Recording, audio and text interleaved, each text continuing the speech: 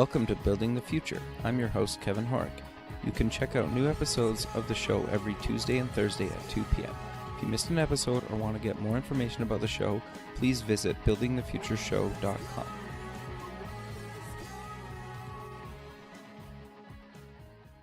Welcome back to the show. Today we have Tom Martin. He's the founder at LawDroid and co-founder at Vancouver Legal Hackers. Tom, welcome to the show. Hey, Kevin. Happy to be here. Yeah, I'm excited to have you on the show. You have kind of a really interesting kind of take on kind of the legal space, but maybe before we kind of get into that, let's get to know you a little bit better and start off with where you grew up. Sure. So I'm originally from Los Angeles. Okay. I grew up on the east side of LA in a part called El Sereno, which is a older part of LA outside of downtown. And, went to school in the San Gabriel Valley. Nice. It's a nice area, though. Spent some time in LA or that area. Yeah, it's a nice area. It was nicer when I was younger. It's a very hilly area, so you have like back when I was a kid, there's still like raccoons and a lot of wildlife and stuff that was kept it kind of feeling like more of the suburb and not so much part of the city. But that's changed quite a bit since then. Sure. And one other thing is that, it's definitely, East LA is kind of the other side of the tracks to where I would go to school. And so I don't know if you're familiar with John Hughes or his movies, but it was kind of that feel, going to high school like in La Cañada Flint Ridge, which is a very like upscale area where they have country clubs and horses and things like that, golf, Sure. So you've been to a bunch of kind of universities kind of across the country. Walk me through your kind of university career. Sure. So the first stop was I went to school back east in Connecticut. I went to Yale University. Okay. And got a degree in philosophy. So what made you want to take that? Yale or the philosophy? Philosophy. Well, I guess kind of both. What made you want to take philosophy at Yale? Well, that's probably a stupid question because like Yale's a huge, popular, world-renowned university, so I get that. But what got you into philosophy and wanting to go to Yale? Sure. Well, when I was in high school, I was always, and I don't know if this is kind of different now, but at the time I was a very reflective kid. I read a lot in terms of science and like theoretical physics and stuff. Not that I totally understood everything, okay, Sure. but like that kind of stuff really made me think a lot about like the nature of things. And not to get too nerdy about it, but that kind of point of view was where I was at then. Interesting. And I really wanted to explore it. And so, I went and looked at a few different universities, and Yale just really hit a chord with me. There was something about the energy of the place. There's a very high level of engagement with all the students. They're extremely bright, involved kids. Sure. And then the aesthetic of the campus is a kind of a gothic kind of feel to it. I've seen photos. I've never been, but it looks like a rad campus. Yeah, and so it all just struck a chord with me, and it seemed to fit together. So that's why I ended up doing that. Okay, and then you went back to California for your law degree. What made you go kind of back to UCLA? Well, UCLA was coming back home to LA. Sure. My family is in LA, and I'd been away for a while, and I thought I'd set down my roots. Gotcha. In LA. Sure. Yeah. So, and then once you left university, you've kind of worked all over the States. Kind of walk me through your post-university career before kind of you got into kind of LawDroid and kind of all the other things you're involved in right now. Yeah, sure. I I had I guess an atypical type of um, employment history Sure. after getting out of law school when you compare it to, I guess, what people traditionally do. The first thing I did when I got out of law school is because I was in Los Angeles and I loved movies and the entertainment business. I actually first went into that. So I Okay. worked, um, for a movie producer named John Peters. Okay. Yeah, he has, That's or he rad. had, yeah, he had a production company in Burbank on the Warner Brothers lot, and there was some really great access to some amazing people that I got to meet. And then I ended up working at United Talent Agency um, as an agent trainee with, working under Jeremy Zimmer, Okay. uh, who's now the, CEO of UTA, which is a powerhouse talent agency. And I don't know if you've ever seen that movie, Swimming with Sharks. Yeah, yeah. Well, it is a very high pressure industry, Sure. and there's a lot of great like life lessons that I learned from working at an agency, and that kind of high pressure business is very demanding, and it makes you um, really take things to heart, not take no for an answer, and really follow your goals. No, I think that's great. So, what made you kind of decide to found LawDroid, and what exactly is it? So LawDroid is it's an AI legal assistant that helps business owners incorporate their business, and they could do it themselves by answering a few questions with this chatbot, because that's what it is. It's a chatbot where you answer questions in a dialogue, and you could incorporate your business in California. Okay. No, that I think that's actually really cool, right? And I think kind of innovative because you're almost taking work away from yourself, correct? By building this little chat bot, right? To basically do kind of well, simple is maybe the wrong word, but kind of these like most people just need like when they're incorporating a business, they don't really need anything crazy. They just kind of need like you just open up the template, change the name, fire it off, and they're good to go. Correct? Yeah, filling out the form is part of it, but there's also the cool thing about chatbots is that you can also pack in some automated guidance. Okay. So like it's not just form filling, but it's also telling you, if you're even a good match for this form. Oh, interesting. Like does this service make sense for you? So LawDroid goes through and it asks you a few questions that a lawyer would normally ask you to kind of disqualify you. Like maybe this isn't the right thing for you. Oh, interesting. And then once you are qualified and you fit, okay, this particular way of incorporating makes sense for this person, then it goes through and informs the user, hey, these are all the things you need to know about as consequences of incorporating like this. Gotcha. Like, you're going to have to pay a minimum franchise tax fee every year of $800 is one of them. Okay.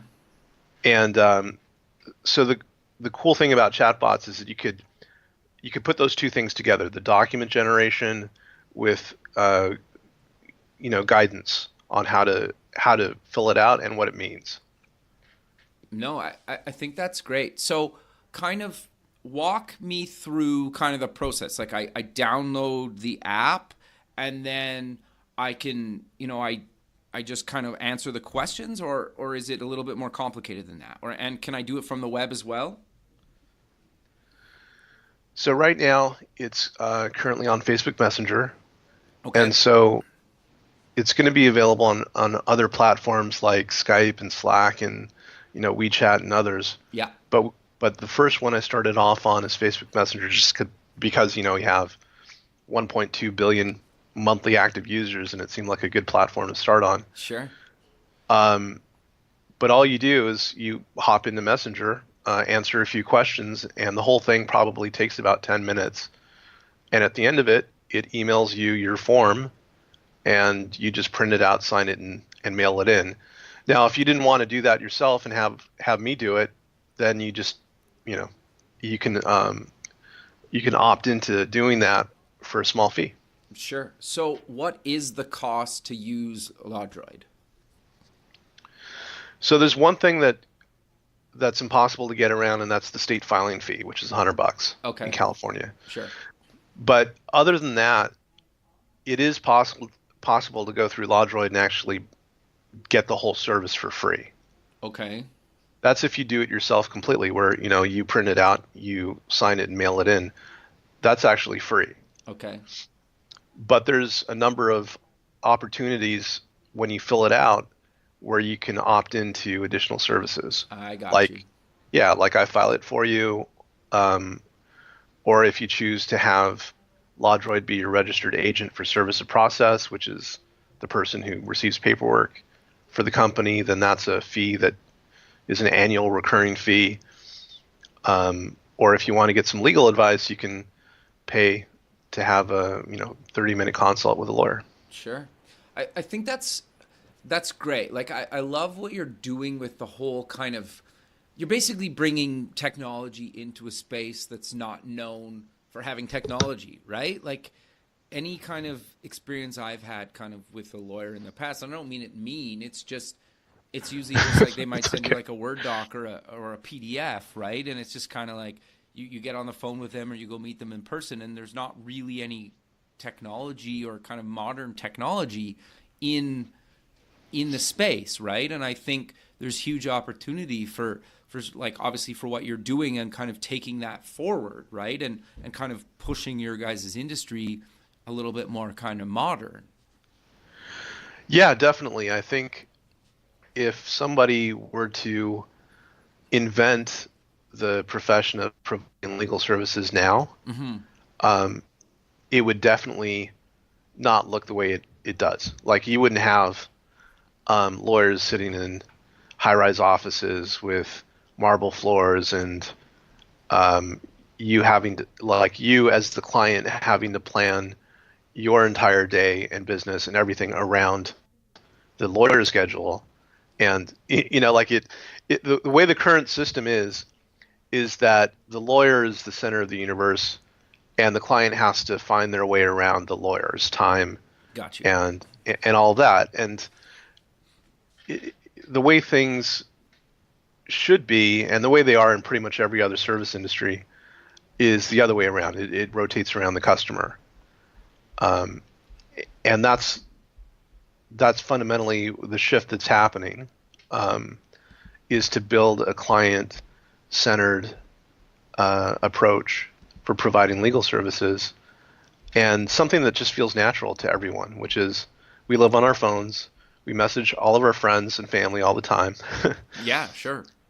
And to have something where we live that's just as easy to communicate with, like a chatbot, for example, and to be able to, whenever you need it, on demand, 24/7, get some vital information that you need, or to get some legal services done on the fly, is just going to be the new normal, Sure. fairly quickly. Well, and I also think though, just like to your point earlier, is where I can do everything kind of myself for free, but throughout the process, I can kind of get help or consultation, or I can like set up a meeting or call or whatever with you, right? I think like people, I think sometimes people are kind of unsure about what they need, and I would put myself in that boat. Like I'm a creative person. Like the legal stuff has kind of always been so foreign to me. So sometimes I'll take a crack at something, but then at some point I'm like, you know what, like I want to, call Tom quickly, right? And get his opinion on this that's relevant to me, right? But I might at least start off the process kind of on my own. But it's an interesting kind of space that you're playing in, and I think you're kind of at the beginning of the whole thing, at least from like technology being put into the legal space. I know there's tons of sites online that kind of you can download a templated document of for whatever, but I think actually being able to kind of build this stuff on the fly, and incorporate a business, and kind of whether I use a lawyer throughout the process or do it myself through kind of your LawDroid, I think that's actually really cool and really innovative. Thank you. Yeah, I mean this particular thing has been a thread that's run through my legal career, which is making legal services available to regular people. You know, Sure. like to make legal services accessible and affordable. The big buzzword in the legal industry is access to justice. Okay, interesting. Yeah, and access to justice, which I'm also a part of a group called Group Legal Services Association, Okay. which is affiliated with the American Bar Association, and its mission is to advance access to legal services and make them affordable. So um, the whole point is that it shouldn't be about the people with the people that have the most money win, or the people with the most money are the only ones that have access to lawyers and to legal services, but regular people that don't have the budgets for it, how are they going to be served? And historically, they've been underserved or not served at all. Sure. And so these kinds of automated legal service systems are going to be able to provide a type of legal information, simple services, and advice to most people that couldn't afford it. Sure. And I think it's a great access point for them to get involved in the system that they haven't to date really been able to get active in. No, I love that. And I think the thing that's interesting to me about what you guys are doing is like the whole startup culture is kind of super trendy right now, and I don't mean that in a mean way. I'm part of that. Like I work on other stuff in the day. So but I think part of it is like a lot of people, especially when they're doing a startup, whether it's themselves or with a co-founder or a few founders, having kind of a legal documentation and everything kind of set up early on is super important. And I think, just even incorporating your business and whatnot is super important. But it traditionally it's been so expensive that it's just not worth it when it's like, you and a buddy just like spending your evenings and weekends hacking out a little web project that you're like, maybe we'll turn this into a startup one day, right? Like, but when somebody like yourself is kind of lowering the barrier of entry to actually getting, your kind of legal stuff in order sooner than later is only beneficial for everybody kind of involved. Yeah, and that's exactly what I'm trying to do, is to make it so that any entrepreneur, business owner who wants to incorporate, who wants to formalize their business, so they can get their, a corporate bank account set up, start being, um, keeping their books as a corporation, to some extent having additional credibility because they're incorporated, Sure. like that. They could do all of that. They don't have to worry about saving up the $2,000 or $3,000 that it's going to cost to retain a lawyer to be able to do that, and to make it something that is not going to be a bottleneck to Gotcha. their progress. No, I think that's great. So for people that don't fully understand, how does it work? Like if I don't live in California, can I incorporate my business in California or any other state, or how does that kind of work? So two things. I mean, number one, anyone can incorporate in California. Okay. Whether do You you have don't. to be an American citizen? No, you don't. Okay, interesting. Uh, but I'm not saying that you should do that. I'm saying you Okay. can do. I'm Got saying you. you can do, like, if you live in Texas, you can incorporate in California. It might not be the best idea Okay. because if you're actually conducting your business in Texas, for example, then you would have to pay Texas your a corporation tax in addition to California. So you're kind of like shooting Double yourself in the paying. foot. Got you. So for California, it's basically for California residents who are conducting the business here and they want to incorporate. Okay. Um, the plan is to expand into additional states so that the next one logically would likely be Delaware Okay. and others. I- Is But Delaware because like I've kind of heard, and I'm curious to know your thoughts on this.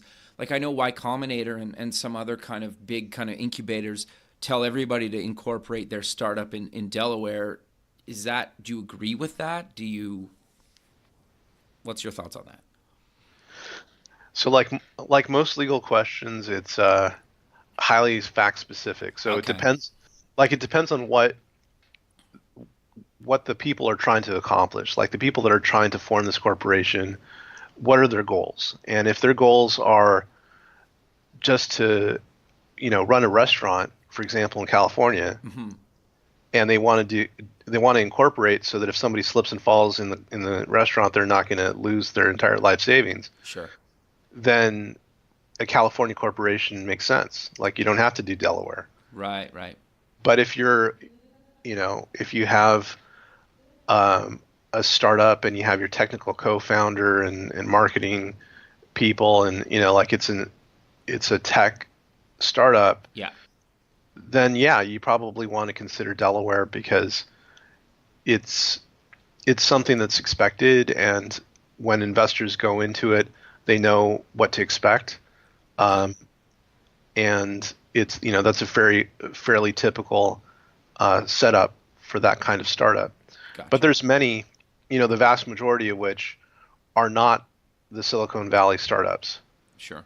which are just mom and pop stores, or just entrepreneurs that are not doing tech, that are looking to get their businesses started. And so what I'm doing right now is kind of geared more towards them, Okay. because Gotcha. incorporating in California, this particular niche is a little more local. Um, but I think that there's also a large market to be captured for those that are doing startups, and even beyond the tech startup.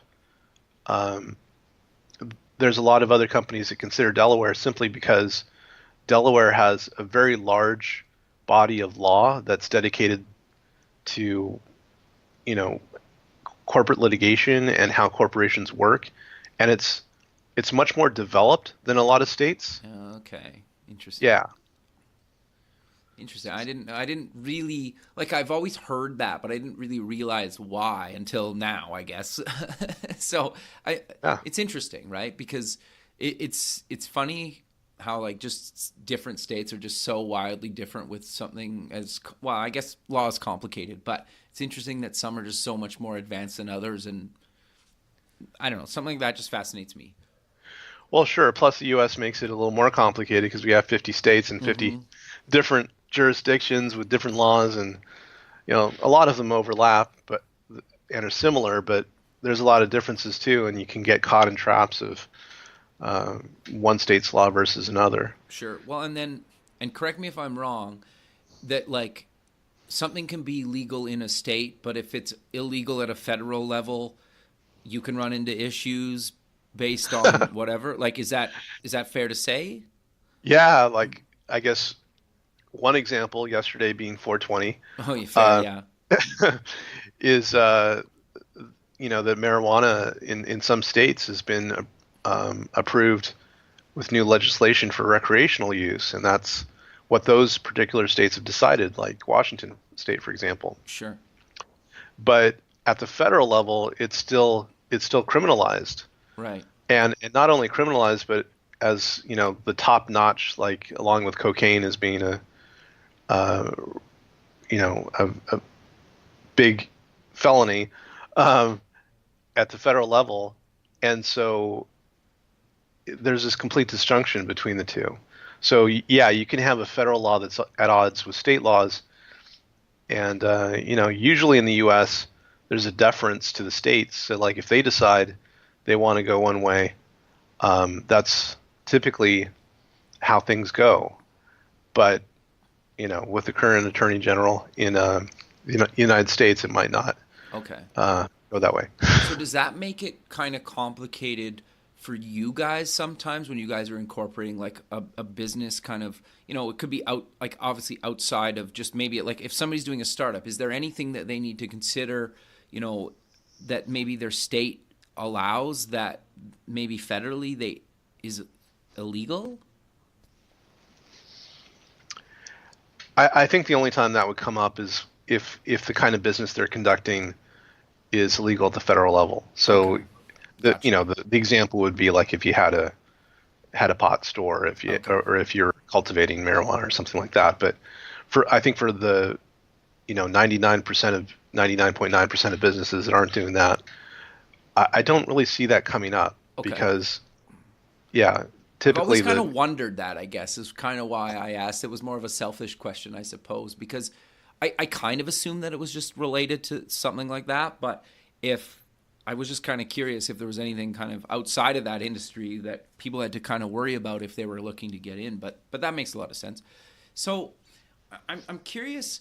You were just down in Stanford doing some talks. What was that kind of around, and why did they ask you to come down and speak?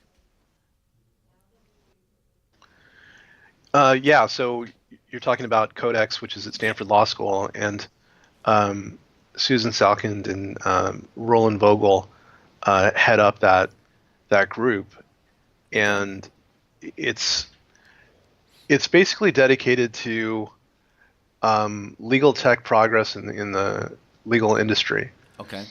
and kind of tracking it. And so they have people come down, they invite them to come down and present their technology or product or viewpoint about legal tech.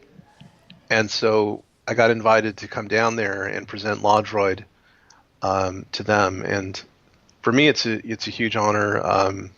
I really respect what they're doing, and um, to have the invitation come from a group at Stanford Law School means that I'm doing something right. I Sure, hope. sure. That's great though. Uh, yeah, so I got to tell them a little bit about LawDroid, introduce them to it, and got some great questions afterwards and some interest. So that was a good experience. Not to mention that Stanford, like the campus, is just ridiculously Sure. beautiful. Um, Flying down from Vancouver, it was a rainy day in Vancouver, but I get down there and driving in, there's like rolling green hills and Yeah, white powder puff clouds, and it was just amazing. yeah.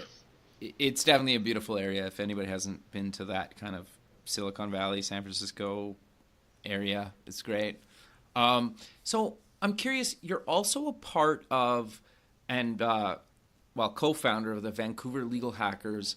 I know it's kind of a global organization, but what what is the Legal Hackers kind of organization, and what are you guys doing in Vancouver that is kind of unique and kind of different, and kind of pushing the boundaries of legal technology? Right. So Legal Hackers is an international organization based out of New York, Okay. and its aim is to come up with creative technological solutions to legal problems. Okay. And so the actual movement towards this started 4 or 5 years ago. I remember going to a few conferences back then where when nobody was Sure, was sure. was really interested or into this. It wasn't mainstream yet. Um, and from that came, this organization that wanted to formalize this kind of interest, and they call themselves Legal Hackers. And so there's chapters that have been popping up all over the United States and Canada and in Europe, um, Asia, and Africa. So there's groups all over, and this is their focus, is trying to create a better, more approachable legal industry, essentially. Okay. And in Vancouver, I founded. I started and I brought in my co-founder Joshua Lennon, who works with Clio, and he's just the most charismatic, personable, and great guy. He's a great speaker and force of nature, really. And I'm doing my best when I speak to try to bring myself up to his level. Um, but he works at Clio, which is a startup out of Vancouver Okay. that does practice management for lawyers. And they've been very successful. They have a conference every year that's off the hook. There's like so many people that attend, and it's a very popular conference.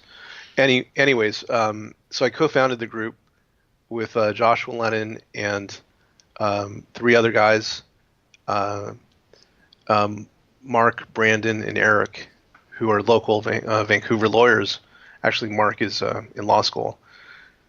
But altogether, we created Vancouver Legal Hackers, and we've had about 5 meetings so far. Founded in November of just this past year, 2016. Sure. And at this point in April, we have over 400 members. That's great, man.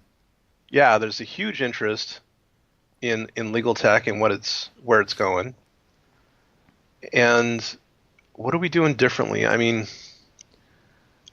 I think we're just trying to bring people together. So it's not just a lawyer group, it's lawyers and developers. Okay, interesting. And trying to put those two different personality types and creative types into a room and help them to come up with something special is ultimately what we're aiming for.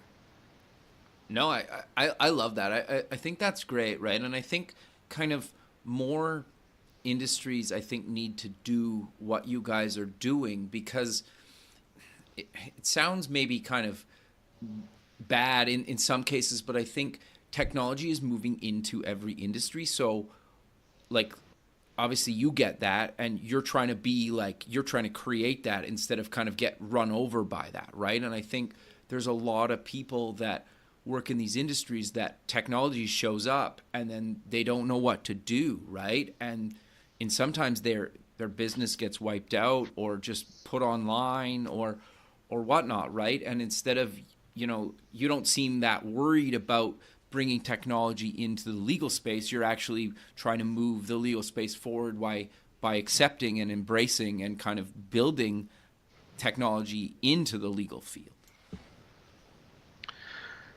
Yeah, I don't know. I mean, personally, I've never seen a conflict there. I know a lot of people do. To me, it's always been about, okay, this is the latest thing. Does it make sense to incorporate this or not? Does it make things better, or does it make things worse, or we're just not sure yet? Okay, interesting. And so I've never really had an opposition to new technology. In fact, it's always, to me, presented an opportunity for what we can do better. Mm-hmm. No, I totally agree. Yeah. That's interesting. So obviously, like, you must get some pushback from other kind of attorneys and other people in the legal field. How's the hacker group kind of been accepted in the legal space? Well, I guess from the amount of membership we've got, it's been accepted fairly well. I mean, I personally haven't dealt with the objection, but there's definitely some lawyers who think that this is very scary, what's happening right now. Okay. And they look at it and they see that there's all this talk about artificial intelligence and automation and losing jobs, and I wish I could say that those fears are completely unfounded, Okay. Yeah. and they're not entirely unfounded, because I mean, already there was one story, I think about a month ago, where J.P. Morgan engaged an AI company to assist them with automating some legal research and due diligence, I believe. Okay. And so this was work that would normally take, if it was one lawyer, okay, it would take the one lawyer, I think it was like 360,000 hours. Oh, wow. That's insane. Yeah. Yeah, so decades, right, of work, which really means that they would have to hire an army of lawyers normally, which they, typically do. They hire an army of lawyers and paralegals that review all of this documentation. It takes them thousands and thousands of hours to review. Sure. And it takes a long time. But they employed this automation that was able to review it and got it done within, I think it was a few minutes. Yeah, which is like unheard of, right? Like, which is, Yeah, yeah, okay, fair. compared to, decades of work and employment for lawyers. And so the cost savings was insane. Mm-hmm. And JP Morgan obviously is very happy with that because they're, more efficient. They get to have things done and get an answer quickly as opposed to having to wait for forever, or what seems like it when you're in the middle of a transaction. And it's a good result for them. Well, certainly that's going to lead to a job loss for lawyers doing reviews like that. Um, and so I think there is a fear there, but at the same time, I guess for me, like I said before, it's always presented an opportunity. Like whenever you have a crisis, whenever you have um, something that is new and different and is going to cause a lot of change, it's an opportunity to understand it and make it work for you. And so, I mean, my personal wish would be if more lawyers make it work for them, um, as opposed to just being fearful of it.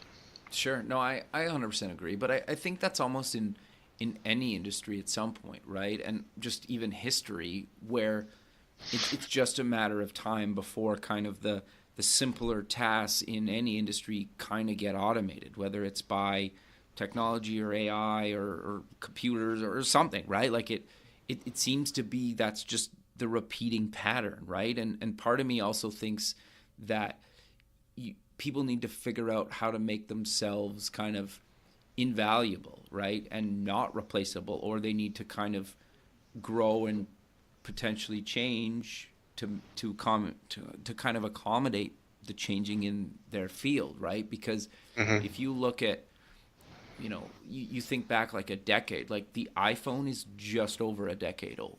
Like how far have we come in that decade, right? Just And you can't think, live without it. well, Yeah. yeah, and it's only getting faster, right? Like the Facebook developer conference was this week, and they're talking about being able to like type with your mind and think with your mind. Like, they're working on technology like this, right? So you think about that stuff, right? And it's coming, and it's only coming faster, right? And so to your point and kind of my point is like you need to figure out how to kind of embrace this for your industry, or you risk potentially getting wiped out by technology coming into your industry, right? And at least in your case and my case, we're trying to actually create that in the industry instead of trying to get run over by it.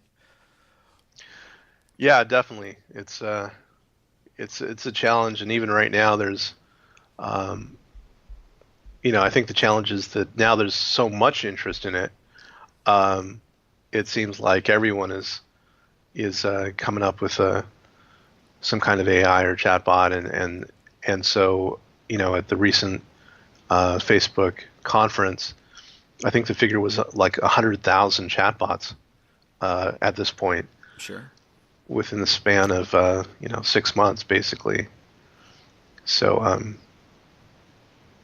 yeah, it's an interesting time. There's a lot of change going on, but I think it's best to just to keep moving forward and finding the best way to make it work for us. Sure. So I'm curious then your thoughts on what advice do you kind of give younger or kind of lawyers that are in school and maybe a little bit worried about this? Like I know you kind of said embrace change, but like is there any other kind of advice that you kind of give all the time when asked that question?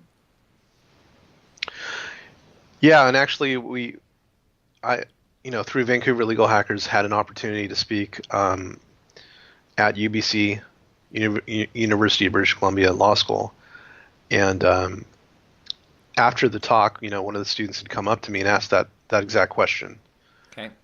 and that it requires a different mindset.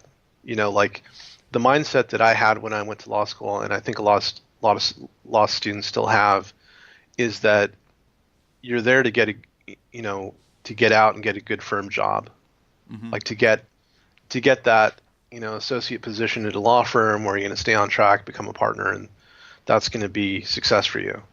And I think that what has happened over the past decade really is that has been completely broken open, and you have to not just consider other paths than that. You have to consider them. You have to look at, for example, like Joshua Lennon, right? He's working for Clio, which is a startup, and Sure. he's their quote unquote lawyer in residence. So he does a vast number of different things, but outreach to practicing lawyers is one of them. Right. He also comments on the state of the industry and does talks about where things are going. So that kind of um, attorney liaison for a startup is a type of position that's now available to law students to look into something like that.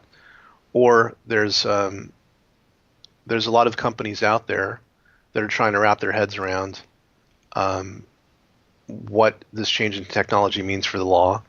And so a lot of companies are looking to hire people, hire lawyers that are familiar with this cross pollination between law and technology, and employing that in their business. So it might be,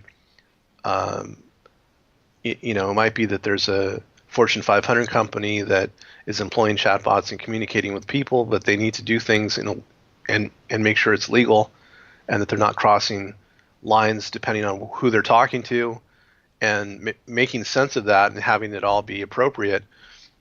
That's something that they'll need somebody to review legally for them, and so that's another kind of position that might be available.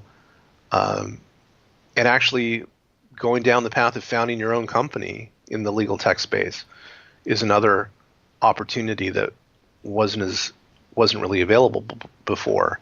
Sure. So what I'm saying is that there's many different ways to go with a law degree, and it's not just the associate path. You have to consider these other paths, and some of them actually may be much more rewarding for law students, because up until now they've been stuck with the associate path, and it's been regarded as a fairly high stress option. Right. No, you fair. know, Yeah. yeah, for a lot of people. No, I think that's actually really good. And I would put yourself in this category. Like, yeah, you're a lawyer, but you're also a founder, you're also an entrepreneur, you're building your own startups, right? And Right. you may do that full time, part time, as a side project. But I think it's important, like people like yourself, to mention that to younger kind of people coming up. There's in some ways, and I don't have this skill set, but I think like I did have a I wish I did have a better understanding of kind of the legal and kind of accounting side of business, right? So having being a founder and having kind of a legal background will never hurt you, right? You might not just actually do law for other people all day long or be an attorney, but if you understand the law and you found a company, whether it's in the law space or not, is immensely valuable. Definitely. And I think what's happening to the law degree is what has happened, decades ago to an MBA. Sure. You know, like you would get your MBA, and you wouldn't necessarily be gunning solely for the C-level suite. Yes, you would hope for that, Sure. but basically it's a general um, business education and credibility that you would get that would serve you well in a number of different types of positions within business. And I think that a law degree is basically becoming that with for business, but having a legal twist to it, so that it just generally qualifies somebody um, to be, to have a legal perspective in business. So there's many more opportunities than just the narrow one that's been available today. No, I think that's great. But sadly, Tom, we're running out of time. So maybe let's close the show with mentioning where people can get more information about yourself, LawDroid, and if they want to check out the Vancouver Legal Hackers or the other chapters across the globe? Yeah, definitely. So for legal hackers, definitely visit Meetup, and go on to meetup.com and just type in legal hackers, and you will definitely find your local group if there is one. Sure. And if not, just check out the Legal Hackers website, and you can actually start up your own local chapter if you want. That's great. As for LawDroid, you could follow me at LawDroid1 on Twitter. Okay. And the website is just lawdroid.com. And so you can check out a number of blog articles about how to improve your business profitability and automation, and also give LawDroid a spin and check it out if you need to incorporate. Perfect, Tom. Well, I really appreciate you taking the time out of your day to be on the show, and I look forward to keeping in touch with you, and have a good rest of your day. You too, Kevin. Thanks a lot. Thanks. Bye. Okay, bye.